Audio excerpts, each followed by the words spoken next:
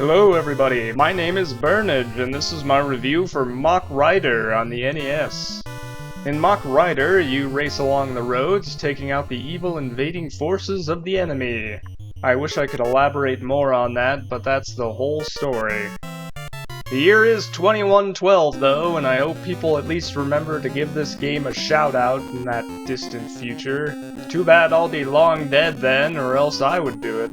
Pretty much the main goal of this game is just to survive and make it to the end of each track. After 10 tracks, the story resets, but the tracks are different. After 10 more tracks, the story resets again, but with the original 10 tracks. Your Mach Rider comes equipped with a gun which you can use to take out obstacles or enemies to help your rider safely reach the goal. Don't count on that though. Regularly I see my bullets pass right through my target and then I crash into it. A real problem that makes this game barely playable. Crash into an obstacle and you lose a life. You can also be destroyed by enemy vehicles, but they have to be going faster than you. There are some enemies that will move faster than you when you're at top speed, but those ones don't seem to count. Just like shooting obstacles, this mechanic is also unreliable. You can knock enemies into obstacles to refill ammo, but every now and then you will just die from bumping into them when you're not supposed to. There are also water puddles, oil slicks, and tacks that will cause Mach Rider to sleep out of control. I'm so tired. I mean slip out of control. All it takes is a move in the direction of the slip and you gain control back. This is a little easier said than done, as your first reaction when sliding towards a hazard is going to be to move away from it. But you won't be able to do that until you regain control of your motorcycle. Run out of lives and it's game over. In the first level you don't have lives though, you have an energy bar. Run out of energy here and it's game over. You'll lose energy from dying and seemingly some other factors along the way to the goal. The amount of energy you finish the level with determines the amount of lives you will have for the rest of the levels. Thankfully, for most energy levels you will have 3 lives, but if you end the level with very low energy you can have as low as 1 life. So what's my overall opinion of this game? It's kind of bad, which is depressing because it's mostly from a coding standpoint. Crashing into an obstacle you shot right through and crashing into an enemy you should have just bumped over is a really unfun experience that will happen almost once every run. Also, it feels like most obstacles are along the curves and you can't really tell where they are until you crash into them and die.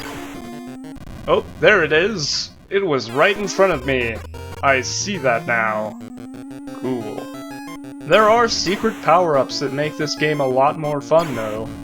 Some may trivialize the game a bit, but they give you something to shoot for other than just survive. The manual doesn't mention these power-ups at all, and in order to obtain them you usually have to destroy a very specific amount of a very specific obstacle, so I'm not sure how they intended you to figure this out.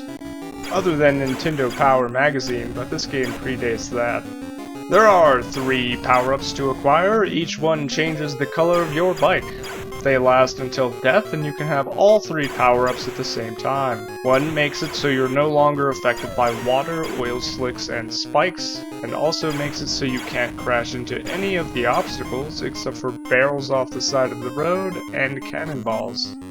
One power-up gives you infinite ammo and the ability to just hold down the fire button to continuously fire. And the last power-up strengthens your bullets so you will destroy any enemy in one hit. I didn't mention it before, but the color of an enemy determines how many hits it takes to destroy it, up to a maximum of 6 hits.